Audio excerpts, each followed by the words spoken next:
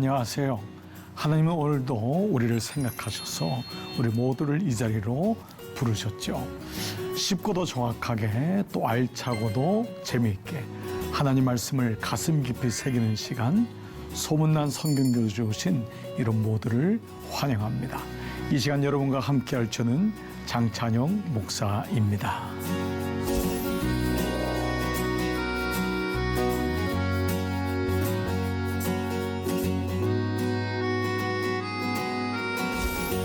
네, 여러분 지난 시간 기억나시나요? 우리는 사무엘서를 계속해서 묵상하고 있는데요. 사무엘서는 사울의 죽음으로 마무리가 되고 사무엘하로 넘어가게 되죠.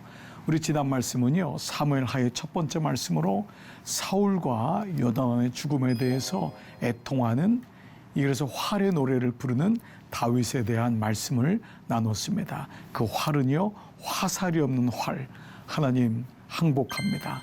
하나님이 은혜였습니다 라고 고백하는 그 활의 노래를 통하여 사울의 인생과 요나단의 인생, 사울의 시대가 마무리가 됩니다. 자, 이제 드디어 오늘은 이런 가운데 하나님께서 다윗을 통하여서 다윗의 왕국, 바로 통일 이 이스라엘을 만들어가는 장면이 사무엘서의 5장 말씀부터 시작됩니다.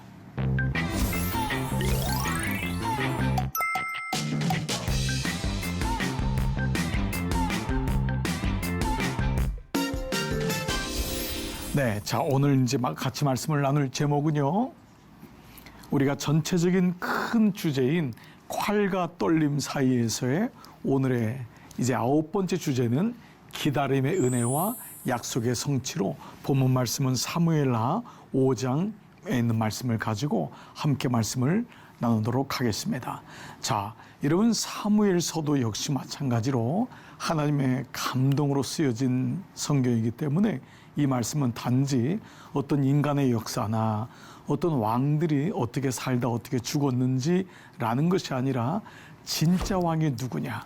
그 사울은 실패한 왕이었죠. 그 가운데 다윗은 성공한 왕이었습니다. 그러나 인생 사울이 실패했거나 인생 다윗이 성공한 것이 아니라 그 가운데 진짜 왕이 누구냐. 그래서 다윗은 예수 그리스도, 영원하신 구원의 왕이신 예수 그리스도의 그림자가 다윗이라고 볼 수 있습니다. 자, 오늘은 이런 가운데 기다림의 은혜와 약속의 성취라고 하는 이러한 주제 아래서 오늘 사무엘상 5장을 중심으로 해서 말씀을 나눠보겠습니다. 자, 오늘은 첫 번째 여러분에게 한번 드리는 말씀은 이런 질문을 한번 시작해 볼게요. 여러분의 인생에서 가장 힘든 것은 무엇일까요? 자, 오늘 시청자 여러분, 오늘 여러분의 인생에서 가장 어려운 게 뭘까요? 어떤 분은 목사님 저 지금 아픈 게 제일 어려워요.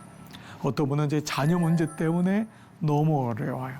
어떤 분은 지금 기업의 문제로 심각한 재정적인 문제를 경험하고 있는 분도 있을 것입니다. 그런데 이 모든 것에 공통점이 있습니다. 언제 이 고난이 끝나느냐라는 거죠. 자, 이런 의미에서 본다면은 인생에 가장 힘든 것은 지금의 이 시간을 버티고 하나님의 은혜를 향하여 기다리는 것이라고 말씀드릴 수 있을 것입니다. 자, 그래서요, 저는 오늘 이런 가운데 다윗이 지켰던 두 가지의 영적인 원리가 있어요. 그 중에 첫 번째가 뭐냐 하면 바로 하나님의 때를 기다리는 것이었습니다. 사실 이것이 다윗이 잘한 것 중에 하나였습니다. 여러분 아시는 대로 다윗은 양치기였잖아요. 아버지나 형제들에게조차도 인정받지 못했던 사람이었죠. 그런데 그가 잘하는 것이 하나 있었습니다. 묵묵히 기다리는 것이었어요. 그러니까 오늘 주제가 기다림의 은혜와 그 기다림의 은혜가 오니까 약속의 성취가 이루어지는 것과 마찬가지라 할 수 있습니다. 자, 두 번째는 뭐냐 하면 하나님과의 동행이 끊어지지 않게 하는 건 어느 동안이요? 기다리는 동안이에요. 기다리는 동안은 그냥 무의미한 시간이 아니라는 것입니다. 그렇죠. 사실 그 가운데서 우리는 하나님의 약속이 성취되는 것을 기다리는 거예요. 그래서 인내심이 많아서 기다리는 것이 아니라 하나님의 때를 기다리는 것. 드디어 다윗의 때가 왔습니다. 자, 오늘 이제 이 다음 말씀을 보면은요, 드디어 다윗이 뭐가 됩니까? 왕이 됩니다. 물론 우리는 계속해서 사무엘서를 구석사적으로 보는 것이 옳습니다. 다윗이 어떠한 인생을 살았냐를 통해서 우리가 주목하고 봐야 할 것은 예수 그리스도입니다. 자, 다윗이 어떻게 그 삶을 이끌어가고 그 다윗이 어떻게 왕이 되었는지의 과정 속에는 이 믿음의 원리가 있다는 것이죠. 자, 드디어 사울의 시대가 끝나고 다윗의 시대가 왔습니다. 자, 사무엘하 5장은 그 말씀을 하고 있는데요. 이스라엘의 모든 지파가 헤브론에 이르러 다윗에게 나와 이르러 보소서 우리는 왕의 한 고륙이나이다 이니이다. 이건 우리가 다 왕 앞에 하나입니다 라는 겁니다. 자, 이 모든 지파라는 건 뭐냐면요, 이 다윗은 유다 지파 사람이거든요. 그러니까 유다에서만 다윗을 왕으로 섬겼던 거예요. 그러니까 유다 지파 말고 나머지 11지파가 있잖아요. 물론 이 유다 지파가 워낙 커요. 그렇지만은 지금 다윗은 유다 지파의 사실은 왕이기보다는 족장 정도였던 거예요. 근데 드디어 사울의 시대가 마무리되면서 이제는 다윗이 모든 지파의 왕이 되는 과정이 시작된 것입니다. 어떻게 해서요? 기다림의 은혜이죠. 자, 이제 보십시오. 다윗의 모습이 어떠했길래 이 나머지 사람들 11지파들이 다윗을 왕으로 추대하고 있습니다. 그래서 오늘 우리가 보는 말씀 가운데 전에라는 것은 다윗이 왕이 되기 전이었던 거예요. 사실 다윗은 하나님께도 사랑을 받았지만은 사람들에게 사랑을 참 많이 받았습니다. 그러니까 거기 사울의 신하들이 백성들이 다 사실은 다윗을 다 지켜보고 있었던 것이죠. 자, 보십시오. 전에 곧 사울이 우리의 왕이 되었을 때에도 당신은 다윗은 이스라엘을 거느려 출입하게 하신 분은 왕이시었고, 이 말은 뭐냐면은요, 당신은 사울이 왕이었는데도 군대를 거느리고, 이스라엘은 군대란 말이에요. 이스라엘 군대를 거느리고 출입했는데도 불구하고 한 번도 다른 생각을 갖지 않았습니다. 여러분, 옛날이나 지금이나 언제든지 왕이 좀 약하거나 문제가 있으면은 구테타가 일어날 확률이 높잖아요. 그래서 여러분, 이 실제로 다윗 왕 때에 여기 한번 봐보세요. 이스보셋, 아브넬, 요압, 레갑과 바나, 이 모든 사람들의 공통점은 구테타를 일으켰던 사람들이에요. 이 말씀이 사무엘서에 나오는 거거든요. 그러니까 여러분, 제가 이 말들을 드린 것은 당신은 그러하지 않았습니다. 어떻게 그러하지 않을 수 있죠? 사람들이 뭐라고 했을까요? 다윗 보러 사울을 죽입시다. 여러분 기억나시죠? 동굴 속에서 다윗이 사울을 만났을 때에 사람들은 이때가 당신이 사울을 죽일 수 있습니다. 그러나 왕의 하나님의 기름 부음 받은 사람을 내가 어찌 죽이리요? 라고 하면서 거기서 그는 사울을 죽이지 않죠. 그러니까 이런 모든 것들을 전에 알고 있었다는 거예요. 어떻게 이것이 가능하죠? 어떻게요? 네, 오늘의 주제인 기다림 때문에 가능했던 것입니다. 자, 그런 가운데 하나님의 언약을, 무엇을 기다렸느냐 하면 하나님의 언약을 기다렸던 거예요. 왜냐하면 다윗은요, 사무엘이 와서 기름을 부어줬잖아요. 그 말은 뭐냐면 너는 지금 어리지만은 왕이 될 거다. 그건 사무엘의 약속이 아니었어요. 하나님의 언약이었거든요. 자, 그래서 이 말씀이 이렇게 나오는 거예요. 여호와께서도 왕에게 말씀하시기를 내가 내 백성 이스라엘의 목자가 되며 내가 이스라엘의 주권자가 되리라 하셨나이다. 이 말씀을 기억하고 있었던 거예요. 네, 말씀을 지키고 있었던 거죠. 자, 이런 의미가 이제 계속적인 하나님의 언약을 기다리는 말씀으로 인용되고 있습니다. 자, 그런데 제가 여러분에게 말씀드렸죠. 다윗이 하나님의 기름 부음을 받잖아요. 이 언약이 이제 언제 선포됐냐면 이걸 기름 부음, 이걸 왕이 되는 절차잖아요. 왕이 되는 절차가 기름 부음이었어요. 이 기름 붓는다는 것은요, 하나님께서 성별시키는 것, 구별시키는 것, 이것을 뿔에다가 기름을 가득 담은 다음에 그 머리 위에 충만하게 붓는 거죠. 보세요. 사무엘이 기름 뿔병을 가져다가 그의 형제 중에서 그에게 다윗에게 부었더니 이날 이후로 다윗이 여호와의 영에게 크게 감동되니라. 그러니까 기름 붓는다는 건 뭐죠? 성별되는 왕이 되는 절차인데 이 기름 부음은 하나님의 영을 의미하잖아요. 하나님의 임재를 의미하잖아요. 그래서 이렇게 기름 부음을 통해서 다윗은 이것을 기억하고 있었던 거예요. 그래서 사실은요, 이 성령의 기름 부음, 우리가 이제 이 단어를 많이 쓰잖아요. 여기서 나온 거거든요. 왕에게, 선지자에게, 제사장에게 기름 붓는다. 그래서 우리가 베드로전서 2장 9절에서 너희는 하나님의 왕 같은 제사장이다. 그래서 성령의 기름 부음이 우리에게 임할 때, 아, 내가 하나님의 사람이구나 라는 것을 깨닫게 되죠. 바로 이 사건이 일어난 거예요. 그런데 이 기름 부음은 단지 왕이 되는 절차만이 아니라 이것은 능력, 왕의 능력의 이상으로 왕이, 진짜 왕이 하나님이심을 고백하는 자기 죽음과 절대 순종을 의미하는 거예요. 그러니까 왕이 되는 절차지만 내가 왕입니다 라고 하는 것이 아니라 하나님이 진짜 왕이신데 그분이 내게 기름을 부으셔서 나는 죽고 하나님이 진짜 왕입니다. 그 마음을 가지고 백성들을 다스려라 라고 하는 것이죠. 이 기름 붓는다는 것은요, 자기 죽음이에요.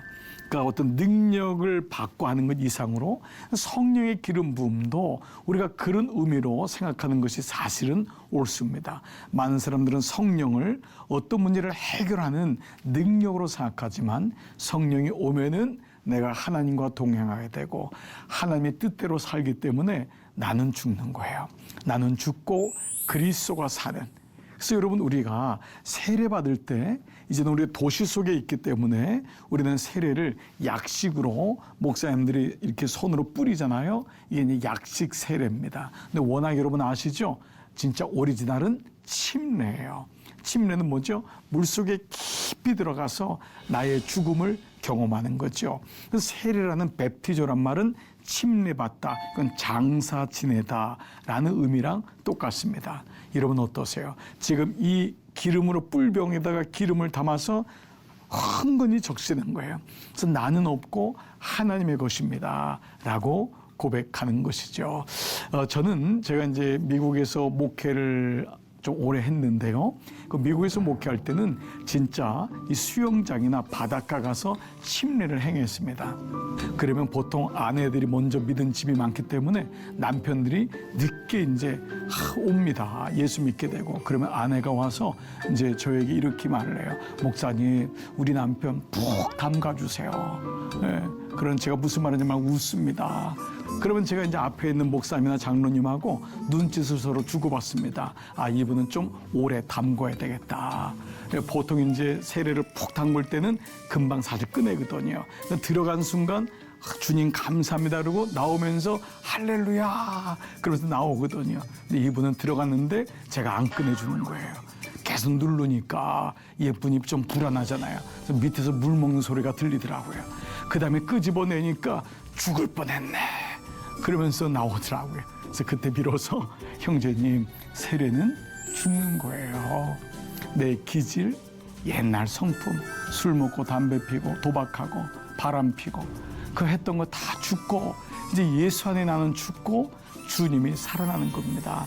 그분은 어느 누구보다도 세례의 의미를 정확하게 알았던 거죠.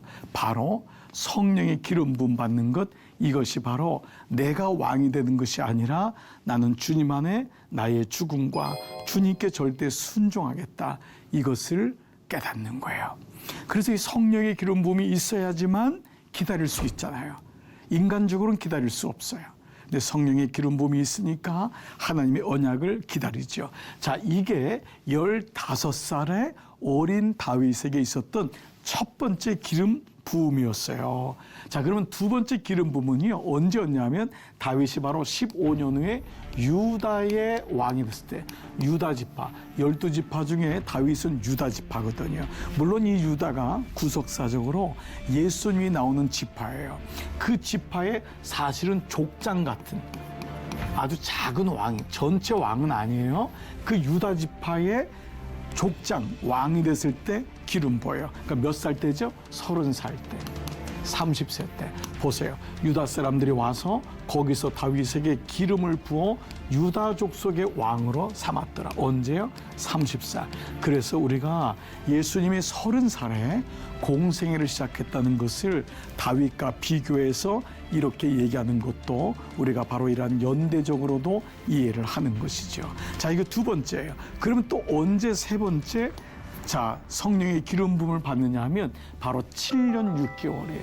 그러니까 유다 왕으로 다윗이 7년 반을 있었던 거예요. 그리고 아까 처음 말씀에 온 이스라엘이 그를 왕으로 섬기는 일이 생긴 거예요. 자, 다윗이 나이가 30세 때에, 자, 이때는 뭐죠? 유다 왕이었잖아요. 그렇죠? 그때 왕이 올랐는데 비로소 그때 세 번째 기름 부음을 받는 거예요. 세 번째.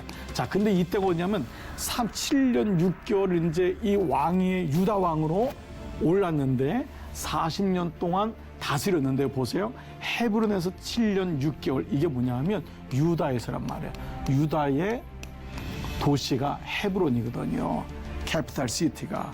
유다의 서울이 바로 헤브론에서 7년 6개월 동안 있고 유다를 다스렸고, 비로소 예루살렘, 이스라엘의 중심인 예루살렘에서 30년 동안 이스라엘을 다스렸다. 그래서 사실은 37살 5세 때 세 번째 기름 부음을 받고, 그 다음에 여기서 30년 동안, 네, 전체적으로 30년 동안, 네, 바로 이스라엘을 다스린 것을 보게 됩니다. 자, 이 과정은 뭐죠? 기다림을 통해 만들어 가시는 하나님. 한 번에 왕이 된 게 아니었어요. 여러분 생각해 보세요. 다윗은 15살에 언약을 받을 때, 기름 부음을 받을 때 드디어 내가 왕이 되는구나. 유다 지파의 왕이 돼서 두 번째 기름 부음을 받았을 때 난 이제 끝났구나라고 했는데 아니었어요. 오히려 15살에 기름 부음을 받은 이후로 다윗의 인생은 광야가 시작되었어요. 너무너무 힘든 일이 많은 거예요. 가족들도 등을 돌리고 왜 이렇게 적들이 많이 있었는지. 그러나 그 모든 과정을 다윗은 기름 부음을 받는 기다림에, 그 은혜를 통해 내가 죽으니까 기다려줄 수 있는 거예요. 순종하니까 하나님의 뜻이 분명히 있겠지라고 하니까 기다릴 수 있었던 거예요. 저도 지난 시간에 아이가 아파가지고요. 3년 동안 아이가 병원에서 살았어요. 심장병 때문에 3년 아이가 태어나자마자 병원에 있으니까 너무 지치더라고요. 그래서 제가 그때 아버지로서 안 될 고백을 했는데, 하나님, 아이를 데려가는 게 낫지 않나요? 그래야지 저도 목회하고 집사람도 살고 이 아이 이렇게 살아가지고 뭐 제대로 사람 노릇이나 하겠어요? 너무너무 힘들더라고요. 그런데 그 3년의 시간이 사실은 기다림의 시간이었어요. 하나님은 우리를 기다림을 통해서 만들어가고 있었다는 거죠. 자, 이 기다림의 시간 동안 그럼 다윗이 한 게 뭐냐 하면 바로 이게 중요해요. 그냥 기다리는 것이 아니었어요. 하나님과의 동행이 끊어지지 않게 하는 것, 이게 우리가 하는 거예요. 그래서 우리가 은혜의 보좌 앞으로 나가고 말씀을 붙잡는 것은 뭐냐면, 하나님의 언약은 그냥 있으면 끊어져요. 우리의 인간적인 생각은 하나님을 자꾸 멀어지잖아요. 인간적인 생각이 들잖아요. 그때마다 축을 잡고 하나님의 동행을 잊지 않게 하는 것, 이거죠. 여러분, 예수님이 하신 말씀 가운데 너무 기가 막힌 말씀이 있어요. 요한복음 15장 4절, 내 안에 거하라. 그러면 나도 너희 안에 거하리라. 네, 포도나무의 가지가 붙어 있지 아니하면 스스로 열매를 맺을 수 없어요. 그러면 가지가 할 수 있는 건 뭐냐면 나무에 붙어 있는 거예요. 그렇습니다. 그러면 열매는 자동으로 열리는 거예요. 가지가 막 열매를 맺으려고 애를 쓰는 게 아니에요.